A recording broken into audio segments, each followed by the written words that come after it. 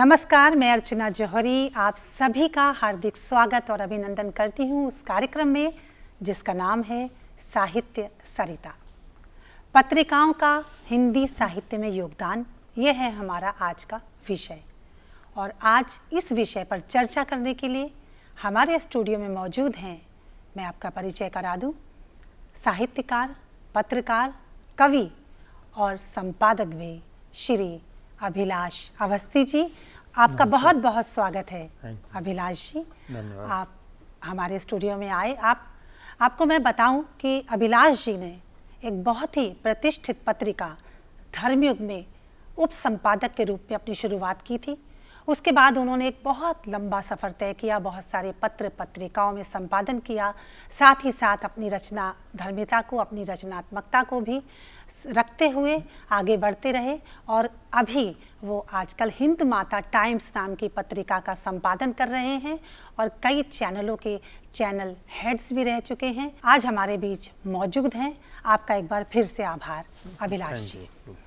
हम बात करेंगे पत्रिकाओं का हिंदी साहित्य में योगदान। अभिलाष जी, अगर हम पत्रिकाओं की बात करें तो हिंदी साहित्य क्या, हमारे जीवन में ही पत्रिकाओं का बहुत महत्व है। मुझे याद आता है अपना बचपन, जब मैं छोटी थी तो हमारे घर में पराग, चंदा मामा, नंदन, न जाने कितनी पत्रिकाओं ने, और उनको पढ़कर हमारा बचपन बीता। उसके बाद थोड़े बड़े हुए तो कुछ और पत्रिकाएं आईं। फिर जब बड़े होकर लेखन में हमारी रुचि जागी तो कुछ और स्तरीय पत्रिकाएं जैसे सारिका, निहारिका, कादम्बिनी, साप्ताहिक हिंदुस्तान और धर्मयुग, जिससे आप वाबस्ता हैं, उससे हमारी पहचान हुई। तो मुझे लगता है कि सभी लोगों को पत्रिकाओं ने प्रभावित किया होगा और उनके जीवन का अभिन्न अंग रही होंगी। अभिलाष जी, हम आज बात करने जा रहे हैं कि पत्रिकाओं का, चाहे वो मासिक हो, पाक्षिक हो, साप्ताहिक हो, वार्षिक हो या कोई साहित्यिक हो, किस तरीके से साहित्य में उनका योगदान होता है। अभी आपने ही बोला कि पराग, नंदन, चंपक, चंदा मामा जी, अच्छा याद दिलाया आपने। इन पत्रिकाओं को पढ़ने के बाद एक कल्पनाशीलता जो पैदा हुई, रचनाकार जो बाद में रचनाकार बने, तो ये बड़ा योगदान था उन बाल पत्रिकाओं का जिन्होंने बड़े बड़े रचनाकारों को पैदा, हरिकृष्ण देवसरे या कन्हैयालाल नंदन जैसे लोग इसके संपादक रहे, नंदन के और पराग के, तो वे बाद में साहित्यकार भी बने। मैं थोड़ा आपको एक तरफ ले जाना चाहता हूँ कि साहित्य के दो ध्रुव हैं, एक तो रचनाकार और दूसरा पाठक। अब रचनाकार कोई भी प्रारंभ में उपन्यास तो लिखेगा नहीं, अपने रचना के प्रारंभ में, बहुत प्रारंभ में, और पाठक भी कोई बड़े प्रारंभ में पूरी उपन्यास या महाग्रंथ तो पढ़ेगा नहीं। बिल्कुल। तो ऐसे में क्या रहता है साहित्य के विस्तार के लिए कि रचनाकार छोटी छोटी कविताएं लिखता है, गीत लिखता है, कहानी लिखता है, और वे पाठक भी छोटी कविताएं, छोटी कहानी पढ़ता है। और इसके लिए प्लेटफॉर्म कौन सा है? उसके लिए केवल एक प्लेटफॉर्म है, पत्र और पत्रिकाएं। जी, क्योंकि पत्र में राजनीति बाहुल्य चीज़ें ज़्यादा होती हैं अखबारों में, इसलिए आपका प्रश्न बिल्कुल सही है कि पत्रिकाओं का साहित्य में क्या योगदान है। तो पत्रिकाओं का ही योगदान है। और मैं आपको थोड़ा सा पास्ट में ले जाऊंगा, ज़्यादा नहीं ले जाऊंगा अतीत में, कि स्वतंत्रता के पहले सरस्वती पत्रिका महावीर प्रसाद द्विवेदी के संपादन में थी, भारत भारती मैथिली शरण गुप्त के संपादन में थी। इन्होंने राष्ट्रीय चेतना का काम किया था, छोटी छोटी कहानियाँ और आपको शायद याद होगा, देखिए मुझे भी अचानक याद आया, उसने कहा था चंद्रधर शर्मा गुलेरी की एक कहानी। अब वो कहानी महावीर प्रसाद द्विवेदी की संपादन में ही वो काम करते थे, चंद्रधर शर्मा गुलेरी वहाँ से, और पूर्ण सिंह, सरदार पूर्ण सिंह, ये सारे लोग वहाँ से रचनाकार पैदा हुए और इन्होंने बहुत सारे साहित्य में ग्रंथ लिखे आगे चल के। बाद में ये इन्होंने तो राष्ट्रीय, उस पर बहुत हम नहीं जाएंगे। हंस पर जो है प्रेमचंद ने सर्वहारा वर्ग के लिए, किसानों के लिए, मजदूरों के लिए बहुत सारा साहित्य रचा। लेकिन स्वतंत्रता के बाद की 5 या 6 पत्रिकाएं जिनका नाम आपने अभी लिया, जब तक हिंदी का साहित्य रहेगा, मेरे ख्याल से, और मैं पूरी तरीके से इस बात से सहमत हूँ कि इनका नाम इन पत्रिकाओं का रहेगा, जिसमें पहला है धर्मयुग, दूसरा कादम्बनी, तीसरा साप्ताहिक हिंदुस्तान और नवनीत, निहारिका आपने भी नाम जोड़ा, सारिका और सारिका, अरे सारिका का तो बहुत कमलेश्वर जी योगदान की। है, कमलेश्वर। और अंत में एक मैगजीन है आज की, आहा जिंदगी, उसका नाम भी हमें लेना होगा। ये 7 पत्रिकाओं का बहुत बड़ा योगदान है। आपको मैं थोड़ा बताऊं सारिका के विषय में कि अब दुष्यंत कुमार को आज मेरे ख्याल से हर रचनाकार तक उनको गीत की कहाँ तो तय था चरागा हर एक घर के लिए। जब हम लोग बीएससी में पढ़ते थे, ग्रेजुएशन कर रहे थे अपने कॉलेजेस में, तो सिर्फ मैं ही नहीं, हमारे जैसे तमाम लोग जो रचना धर्मिता, रचना की ओर बढ़ रहे थे, रचनाओं की ओर बढ़ रहे थे, उनके हाथ में मुड़ी हुई सारिका दिखाई पड़ती थी। इसके पहले संपादक रहे हैं मोहन राकेश रहे हैं, आनंद प्रकाश जैन रहे हैं, मैं आपको थोड़ा बता।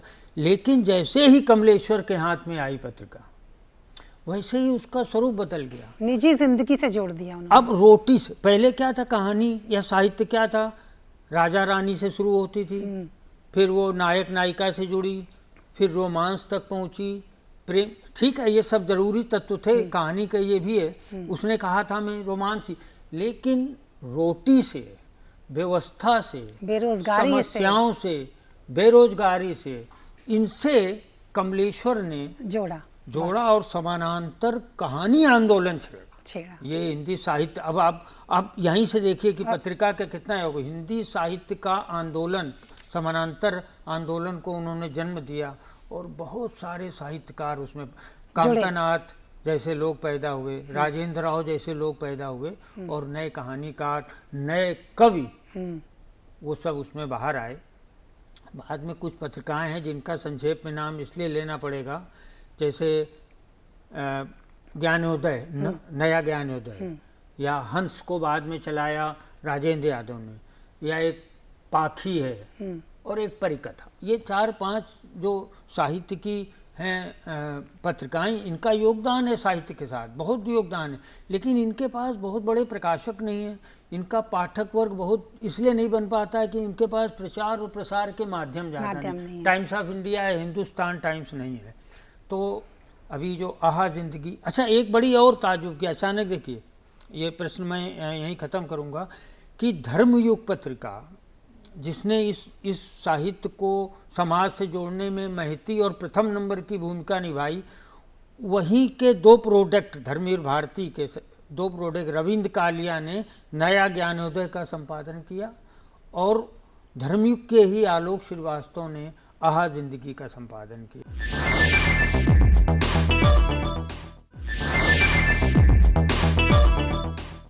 पत्रिकाओं के बारे में बात की, जिक्र किया, लेकिन जहाँ से आपने अपने कैरियर की शुरुआत की, जहाँ से आपने अपने को नए रूप में देखा जाना, धर्मयुग, वहाँ पे आपने उप संपादक के रूप में अपनी शुरुआत की थी। उसके कुछ अनुभव बताएं कि कैसे धर्मयुग इतनी प्रतिष्ठित पत्रिका बन पाई। देखिए, धर्मयुग के पहले संपादक 1949 में शुरू हुई, उसके पहले संपादक थे सत्यकाम विद्यालंकर, हम लोग मिले उनसे, वो धर्मयुग में आए और हम लोग को भारती जी ने मिलाया।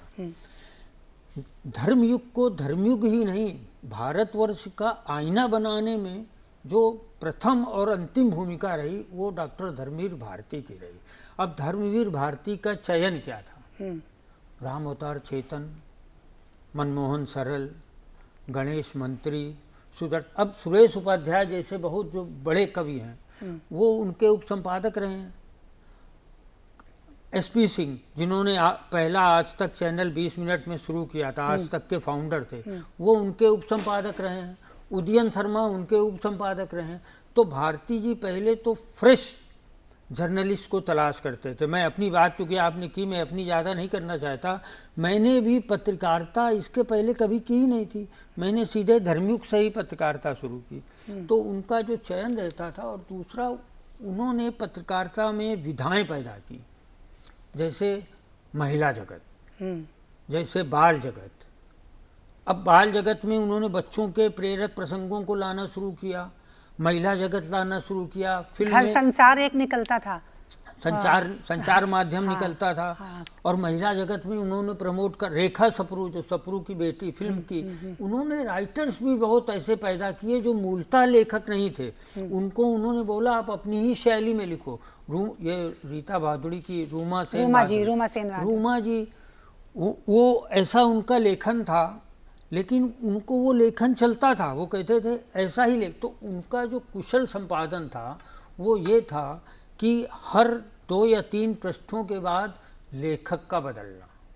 वो ये कहते थे कि एक ही लेखक को अगर पढ़ना होगा तो आदमी उपन्यास लेके उसका पढ़ेगा ना, तो वो बदलते थे। साथ में जो संपादन का विभाग है उसको बदलते थे, नए नए कॉलम बदलते थे। एक बड़ी विशेष बात थी उनकी, डांटते बहुत थे, मैं धीरे से बोल रहा हूँ, लेकिन वो रोटेट करते थे। क्या रोटेट करते थे? अभी मुझे उन्होंने फिल्म दे दिया, अब मैं फिल्म कर रहा हूँ, 6, 7, 8 महीने तक मैंने फिल्म में अपने रिलेशन, पत्रकार बनाए और सब बनाए। अचानक उन्होंने क्या किया कि मुझे व्यंग और कहानी दे दी, सब पूरे विभाग का बदल दिया, चेंज किया। प्रयोगात्मक तो उनका रहता था, प्रयोगात्मक था। इसके अलावा उनका एक बड़ा कहना था अर्चना जी कि जब हम लोग दबे जुबान पूछते थे गणेश मंत्री और सरल जी से, हमने 9 महीने मेहनत करके राइटर्स तैयार किए, अब वो कॉलम बदल दिया उन्होंने, फिल्म छोड़ के मुझे व्यंग दे दिया या ये दे दिया। तो वो ये कहते थे देखो इनका, ये यहाँ पर पत्रकार नहीं बनाते, ये यहाँ पर संपादक गढ़ते हैं। और भारती जी की 2 बातें थी, आपने बोला कैसे प्रतिष्ठित बने। नहीं, भारती जी इसलिए भी उनकी चर्चा करना ज़रूरी है कि अगर हम देखें कोई पत्रिका किसी मुकाम पे पहुंचती है तो ये बहुत महत्वपूर्ण हो जाता है कि उसका क्रेडिट हम उसके संपादक को दें। संपादक की क्या रणनीति है जिसके तहत उस पत्रिका को वो एक मकाम तक पहुंचा पाते हैं, पाठकों तक पहुंचा पाते हैं। तो इसलिए धर्मयुग की बात करेंगे तो धर्मवीर भारती जी की कई बात करना और उनकी किस रणनीति के तहत उन्होंने काम किया कि आज तक धर्मयुग हमारे दिलो दिमाग पर छाया हुआ है। तो वो, ताकि आज के संपादक, आप भी उनसे सीख कर आए हैं। आज आप जब हिंद माता टाइम्स का संपादन करते हैं तो ज़रूर कहीं उन चीज़ों का इस्तेमाल करते होंगे जो आप वहाँ से लेके आए हैं। जी, मैं तो हूँ ही, मैं तो, मेरे लिए तो वो ब्रह्म है। अगर यहाँ की साहित्य सरिता की भाषा में बोलूँ, सामने सरस्वती की मूर्ति है, तो मुझे लगता है कि वो साहित्य के शिखर पुरुष हैं। उनके साथ काम करना हमारे जैसे लोगों के जीवन का सर्वोत्कृष्ट क्षण था और मैं इसको बहुत सौभाग्यशाली क्षण मानूंगा। उनकी रणनीति मैंने थोड़ा अभी आपको बोला। अब जैसे मैं आपको एक उदाहरण दूँ कि मुझे एक कार्यक्रम में उन्होंने कहा कि ये भजन का कार्यक्रम है, जाके इसको कवर कर लो। तो मैं चला गया, तो उसमें अशोक खोसला और ये सारे लोग थे, नए लोग, उस समय के नए लोग। तो उन सब से मैंने थोड़ी थोड़ी बात की और दूसरे दिन उनको लेख लिख के दे दिया। वो उन्होंने लेख रख लिया फिल्म के लिए। मुझे 3 या 4 दिन के बाद लता मंगेशकर ओबेरॉय टावर्स में मिल गई एक कार्यक्रम में। तो मैंने, वो सब भजन का कार्यक्रम था जिसकी मैंने रिपोर्टिंग की। अब वो लता जी मिल गई वहाँ, तो मैंने मनमोहन सरल जी से पूछा, मैं लता जी से बात कर लूँ भजन के विषय में? कर लो। तो मैंने लता जी से भजन के विषय में बात कर ली। तो लता जी बात करते करते किनारे चली गई और उन्होंने काफ़ी कुछ मैटर दिया। तो हमने दूसरे दिन भारती जी को दे दिया। अब भारती जी ने मुझे बोला कि जाके अनूप जलोटा से बात करो, अब जाके हरिओम शरण से बात करो।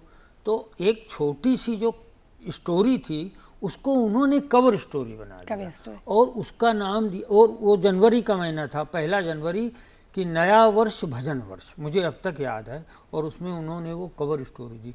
उनकी रणनीति थी कि किसी को हर्ट नहीं करना और साहित्य और समाज की सार्थक चीज़ों को वहाँ तक ले जाना। और अब आपको बोलें कि लिंग परिवर्तन उन दिनों था बहुत जोर पर, तो उस पर उन्होंने एक पहली कहानी, ऐसे बड़ा साहस का काम था उस समय। कमलेश्वर भी शायद वो साहस नहीं कर पाएंगे, लेकिन उन्होंने उस पर एक कहानी छापी। तो वो आपने जो अभी बोला था कि वो प्रयोगधर्मी थे, वे प्रतिभाओं को पहचानते थे, प्रतिभाओं को अपने साथ रखते। तो दूसरा एक चीज़ है, हमने जो अभी बोला अभिलाष जी, ये एक चीज़ प्रश्न मेरे दिमाग में आ रहा है कि हमने इतनी सारी किताबों की बात की, कहीं आके सब कुछ थम सा जाता है। हम धर्मयुग, साप्ताहिक हिंदुस्तान, सारिका, आज से ये 25 साल पहले की बात है। क्यों ऐसा हो रहा है आजकल कि लोग पढ़ना नहीं चाह रहे हैं? किताबें पढ़ने का चलन बहुत कम हो गया है। पहले हम लोग ऊपर छत पे लेट के धूप में किताबें पढ़ते पढ़ते मुंह पे रख के सो गए, या हमारे सिराने एक रात में किताब हुआ करती थी, हम लैंप में पढ़ रहे। आज तो ये देखने को मिलता ही नहीं है।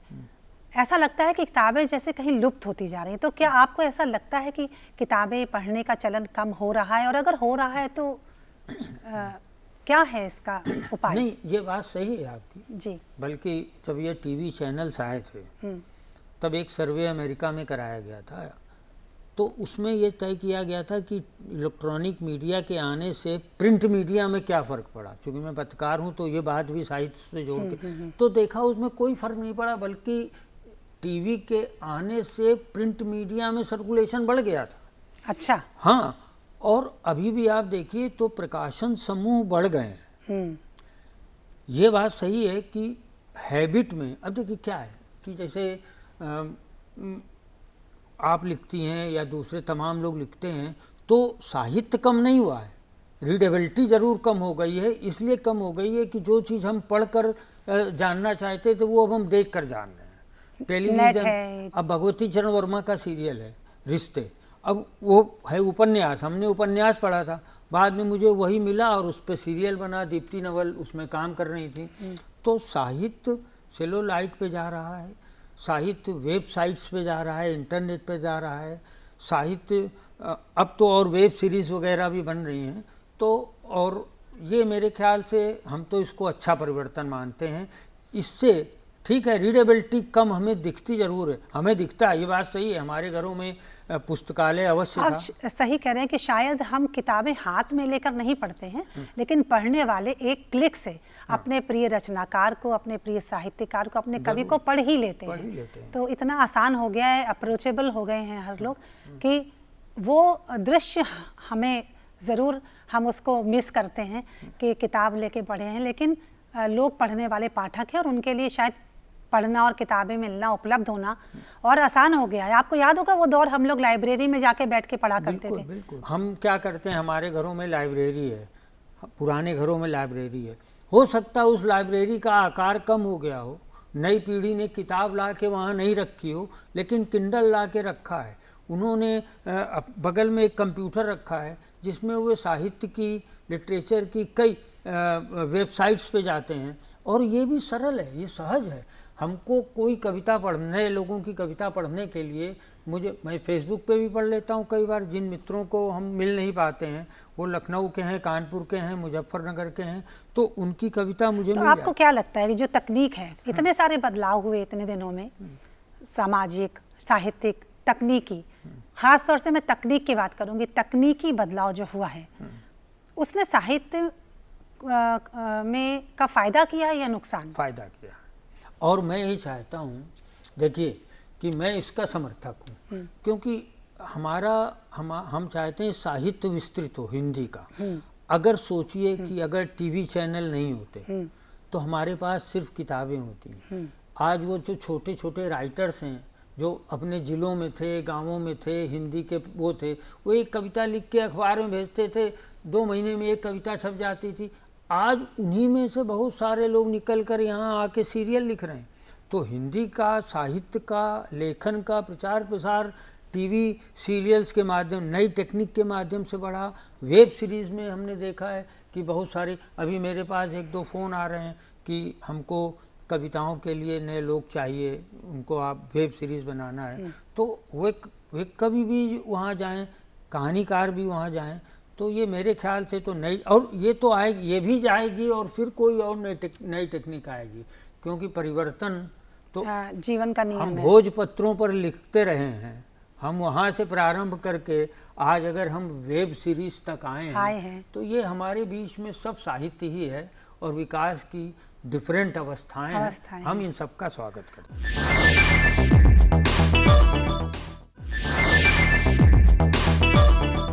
अभिलाष जी, अब आपसे ज़रूर, आपने इतने अच्छे, आप कवि भी हैं, तो आपकी एक रचना ज़रूर हम सुनना चाहेंगे? जरूर जरूर जरूर। मुझे लगता है दर्शक मैं भी। एक गज़ल सिर्फ 4 शेर की।